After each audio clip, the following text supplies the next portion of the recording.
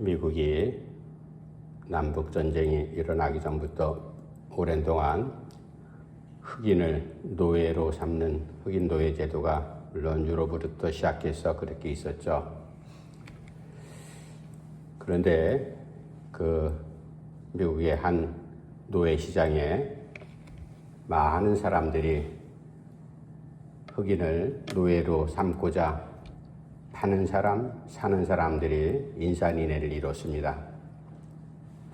그 많은 흑인 노예 가운데 이제 쇠고랑에 발이 채워져 있죠. 도망가지 못하도록. 한 젊은 흑인 노예가 성질이 조금 까칠합니다. 그 까칠한 성격 때문에 자기 주인한테 그래서 매도 많이 맞았습니다. 그 노예가 속으로 이렇게 말합니다. 투덜거리죠.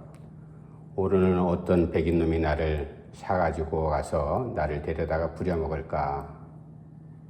그렇게 투덜거리고 있는 차에 키가 큰 이제 중년 신사가 와서 자기를 사갔습니다. 젊은 노예니까 흑인이니까 비싼 값에 팔고 샀죠. 그 노예를 사가지고 이제 그 신사가 시장 끄트머리 한쪽 구석에 가더니 그 노예를 풀어주면서 이렇게 말합니다. 이복의 젊은이, 자네는 지금부터 내 노예가 아니라 자유인일세. 내가 풀어줄 테니까 이제 마음껏 자유롭게 자유인으로 살아라. 그랬더니 노예가 깜짝 놀라는 거예요. 속으로 말하는 거죠. 아니, 이놈이 이거 미쳤나? 나를 그렇게 비싸게 사고서 나를 여기서 풀어줘? 의아하게 생각을 했습니다. 상황이 당황스럽죠. 그래서 제대로 고맙다는 인사도 못하고 쏜살같이 도망쳐 버렸습니다. 그런데 그 노예가 이제 하루 이틀 지나면서 생각을 했어요. 내가 이렇게 다녀본들 또 누군가에게 붙잡혀서 노예 생활할 것이 뻔한데 차라리 그럴 바에는 나를 자유인으로 풀어준 그 사람을 찾아가서 그 사람 밑에서 일하는 게 낫겠다. 그런 마음을 먹고 수소문해서 그 사람을 찾아갔어요. 그 사람이 키가 큰 사람이거든요. 누군가 하면 우리가 잘 아는 에이브럼 링컨, 미국의 초대 대통령이죠. 사랑하는 성도 여러분, 우리가 누군가에게 부름을 받았다는 것은 상당히 중요한 일입니다. 군인은 국가의 부름을 받은 사람을 군인이라고 합니다. 그리고 사회에서 직장에 부름을 받은 사람을 직장인 그렇게 부릅니다. 남녀가 되었을 때 청춘들이 이제 청년들이 나이가 돼서 결혼을 해서 애를 낳으면은 부모의 자리에 서게 됩니다. 우리가 다양한 삶 가운데서 여러 가지 부름의 자리에서 살아가는데 그 부름은 당연히 책임이 따릅니다. 목적도 있습니다. 그리고 무엇을 해야 될 건지 거기에는 의무도 따른다는 사실을 우리가 잘 알고 있습니다.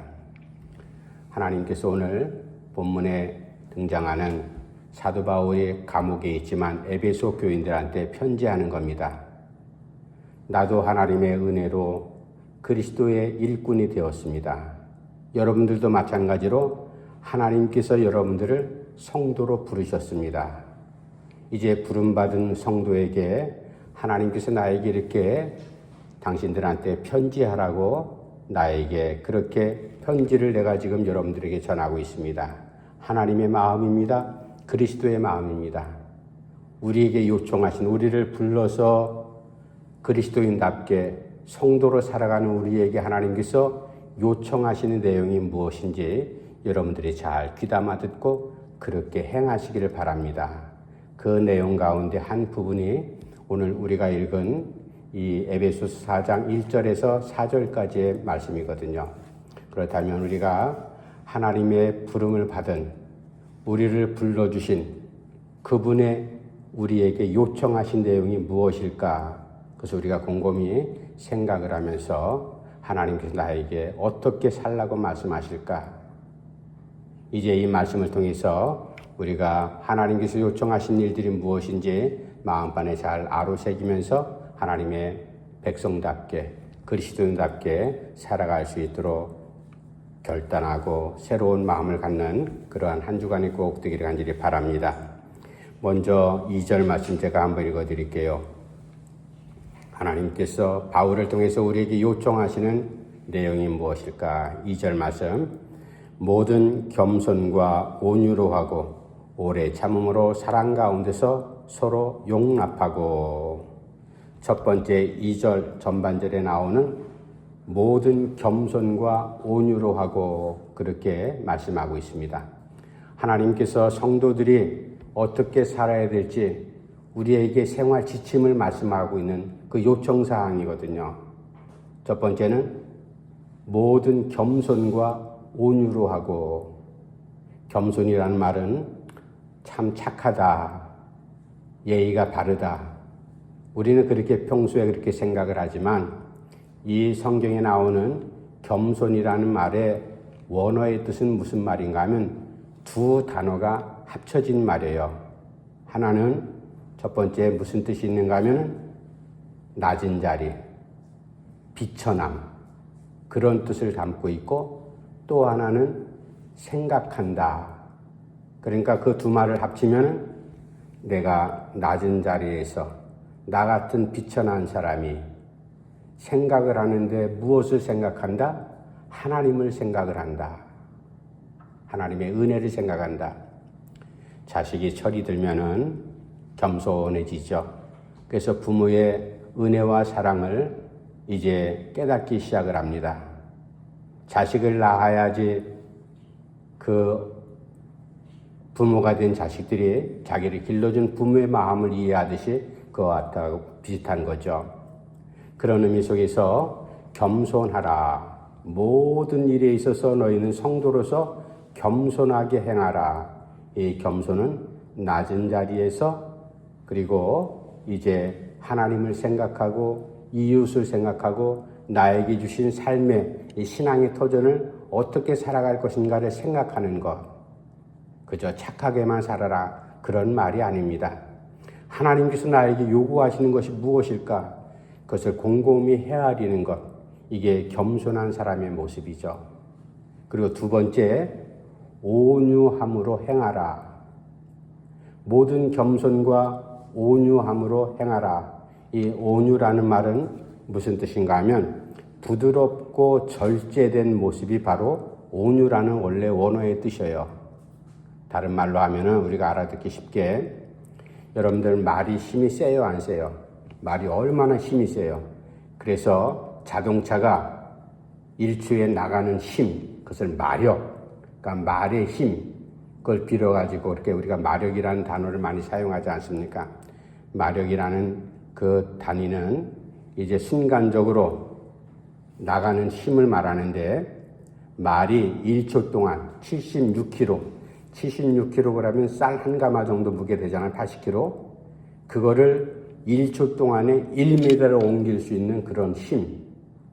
사람은 그거를 낑낑대고 몇 초 걸려서 몇 분 걸려서 이제 들어 올릴 수 있지만, 말은 순간적으로 1초에 1m를 그것을 움직일 수 있는 그런 힘. 그것을 마력이라고 얘기해요. 말의 힘이 얼마나 센지 우리가 잘 알지 않습니까? 아무리 몇 시간을 달려도 물론 힘들겠지만 사람 같으면 꼬꾸라 죽을 거예요. 그 빠른 속도로 전쟁터라든지 경주말들 보면 얼마나 빨리 달립니까? 지치지도 않죠. 그런 말들 힘이 있지만 그 말이 이제 말 주인을 만나서 훈련을 받고 조용하게 다스려지면 얼마나 온순한 그런 말이 됩니까? 그러니까 온유란 말이 그런 말이에요. 나에게 힘이 넘쳐나지만, 나에게 돈이 넘쳐나지만, 내가 배운 지식과 기술이 풍족하지만, 그러나 그것을 마음대로 교만하게 자랑하듯 그렇게 남용하지 않고 절제한 모습으로 조용하게, 남이 알아주든 몰라주든 아주 조용하게 그렇게 사용하는 것. 힘이 있지만 절제된 모습으로 움직이는 이 모습을 온유다 그렇게 표현합니다. 우리가 이 두 가지를 곰곰이 마음판에 새기면서 하나님께서 바울을 통해서 말씀하신 대로 너희들이 신앙 삶을 살아가면서 가정이나 교회나 아니면 일반 공동체나 사회생활이든지 어디든지 살아가는 성도로서 살아가는 모습 가운데 첫 번째 내가 너희들에게 요청하는 내용이 있다. 그것은 모든 겸손함과 그리고 온유함으로 행하라. 하나님께서 우리에게 이렇게 말씀합니다. 겸손함이라는 것, 낮은 자리, 나 같은 사람, 아무리 가진 게 많다 할지라도 겸손한 자리에서 하나님을 생각하는 겁니다. 그리고 이웃을 배려하면서 생각하는 겁니다. 이게 바로 겸손함이거든요. 두 번째, 온유함으로 힘이 있지만, 나에게 뭔가 있지만 그것을 드러내고 자랑하지 않고 겸손하게 온유함으로 그렇게 행하는 것. 믿음 생활을 그렇게 행하라. 하나님께서 그렇게 전해주고 있습니다. 우리가 살아가는 삶이 현실이 녹록하지 않죠. 겸손하기 쉽지 않습니다.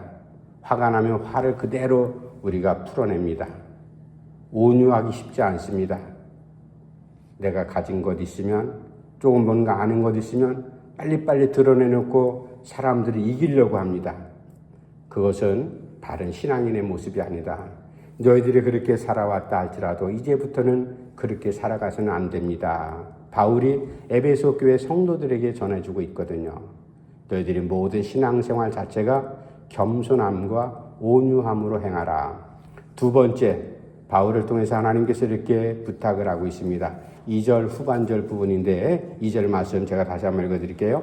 첫 번째는 모든 겸손과 온유로 하고, 두 번째는 오래 참음으로 사랑 가운데서 서로 용납하고.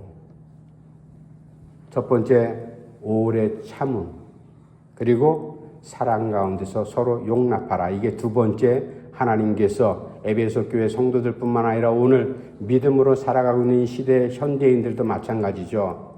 여러분들은 분명히 신앙인으로서 그리스도인으로서 살아가야 되는데 겸손과 온유함은 물론이려니와 그리고 오래 참음과 사랑 가운데서 서로 용납하면서 그렇게 살아라. 참는다는 말은 우리가 어릴 때부터 귀에 따가울 정도로 이렇게 수도 없이 들은 단어 아니겠습니까? 참아야 된다, 참아야 된다. 여러 가지 상황 가운데서 참는 일이 많이 있습니다. 억울해도 참아야 되고, 힘들어도 참아야 되고, 기뻐도 때로는 참아야 되고, 슬퍼도 참아야 되고, 이 참는다는 말, 왜 하나님께서 그렇게 간곡하게 참는다는 말을 성경에서 여러 번 말씀하실까? 이 참는다라는 것, 우리가 참는 것 참 쉽지 않죠. 이제 무더위 가운데서 더위를 참는 것, 그것을 참기가 참 힘들 때가 있잖아요. 곤욕스럽잖아요. 그래서 월드컵 경기 저도 한 경기 봤는데, 요즘에 이번부터는 이제 전반전 45분 끝나면 한 15분간 쉬는 시간이 있잖아요. 하프타임. 우리가 지금 이제 2026년 마지막 지금 주간을 절반의 마지막을 지낸 주간입니다. 하프타임. 그 하프타임이 있는 것은 후반전을 준비하기 위해서 준비하라, 그런 뜻에서 하프타임이 있는 거거든요.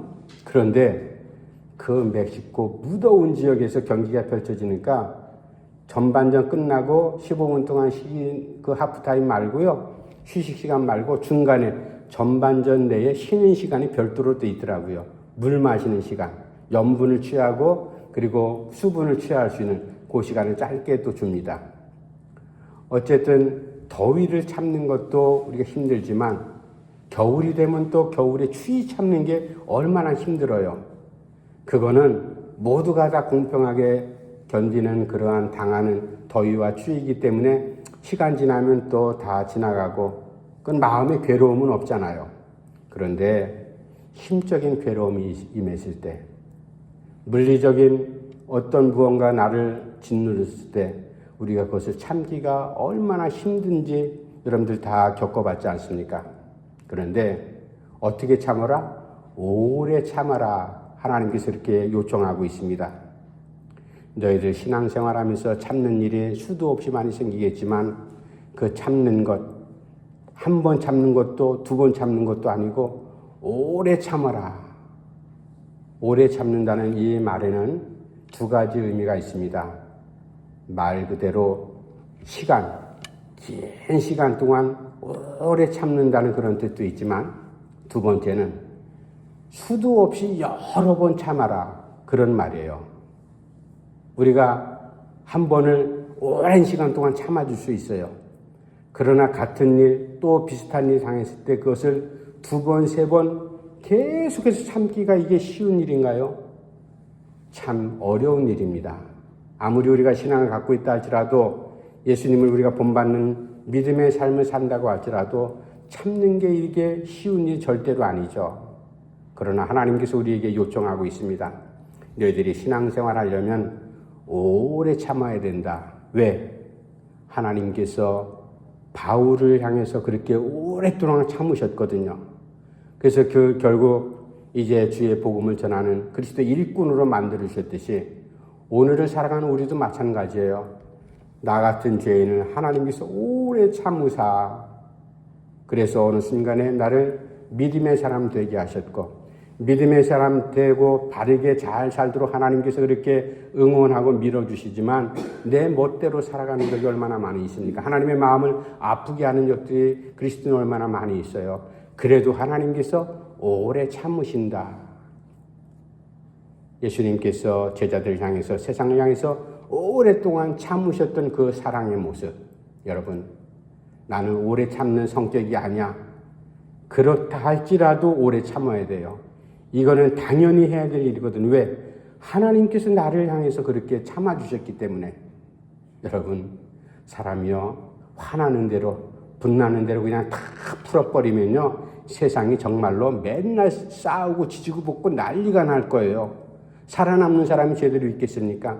그래도 참는 사람, 화내는 사람이 있는가 하면은 참는 사람이 있겠지만, 화를 북돋우는 일들이 있지만 참는 사람이 있기 때문에 그래도 세상이 이만큼 굴러가는 것 아니겠어요?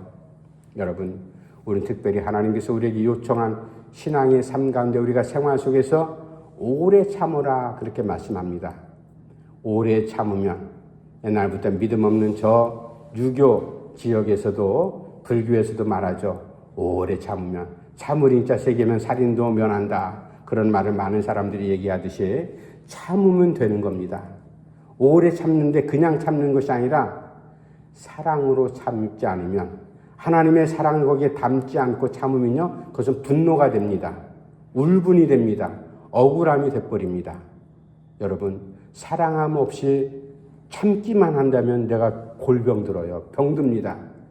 하나님께서 나를 구원하시기 위해서 참으신 그 사랑, 예수님께서 십자가에서 나를 구원하시기 위한 그 십자가의 죽음, 참으심, 이러한 참으심이 있었기 때문에 오늘 내가 있었듯이 마찬가지로 우리가 부모님들의 그 노고가 있었기 때문에 지금 오늘 우리가 있는 것 아니겠어요?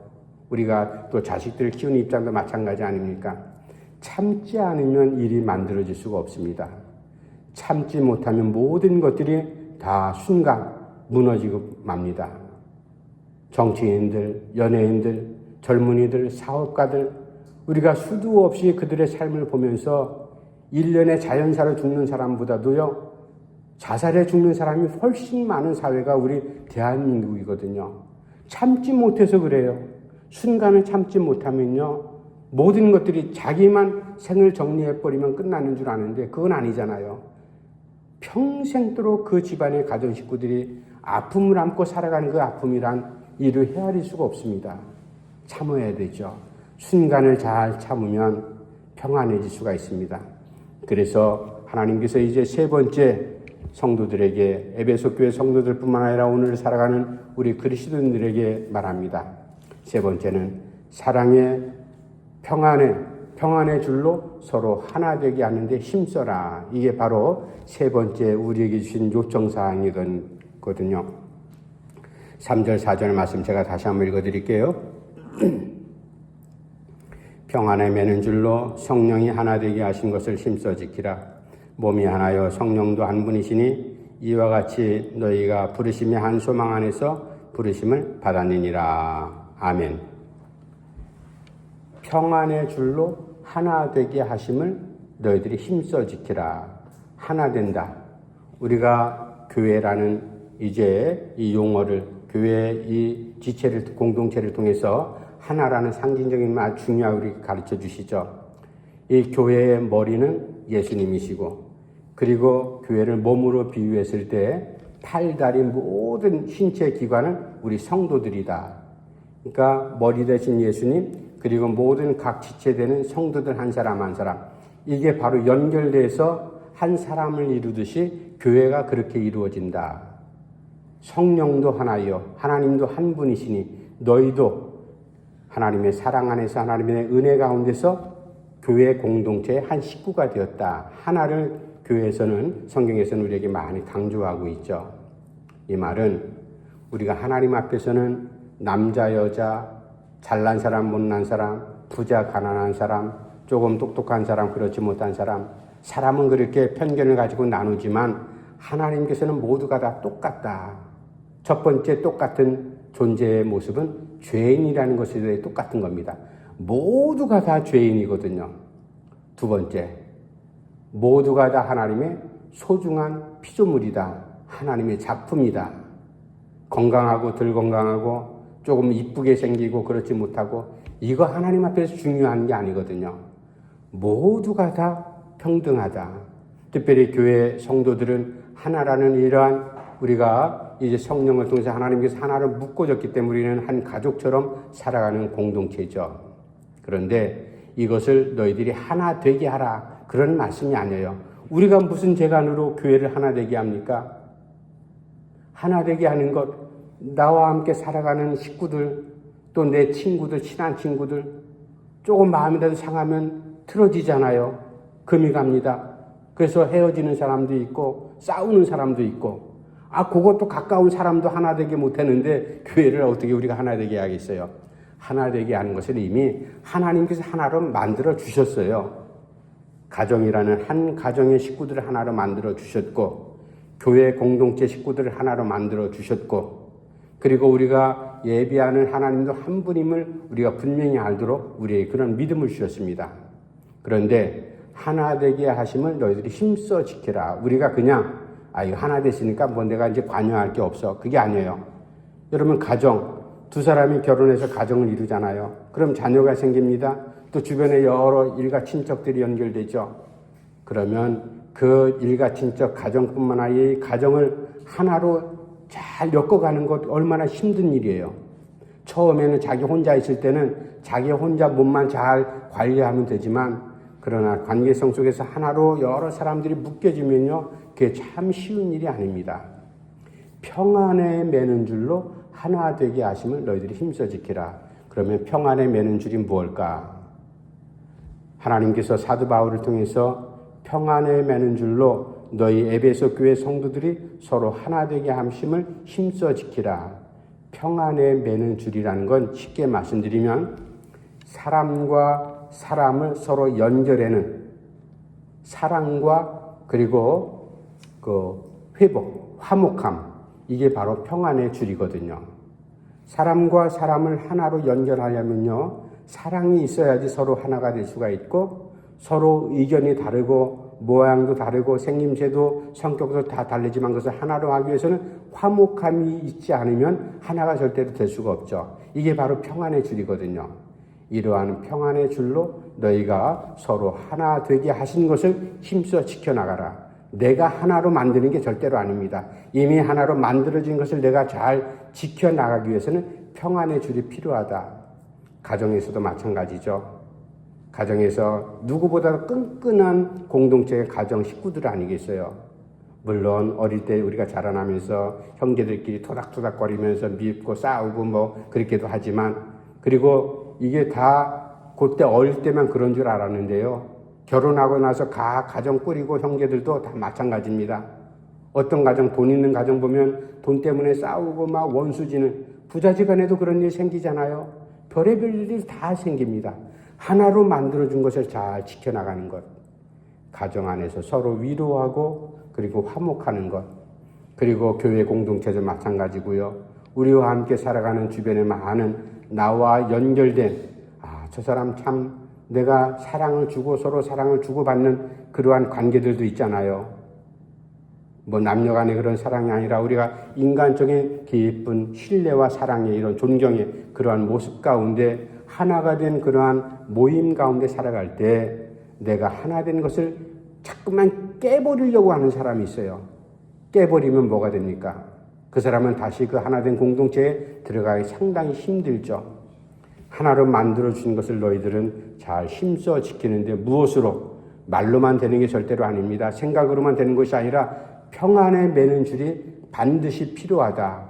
평안에 매는 줄이라는 것은 구체적으로 사랑의 힘입니다. 회복의 힘입니다.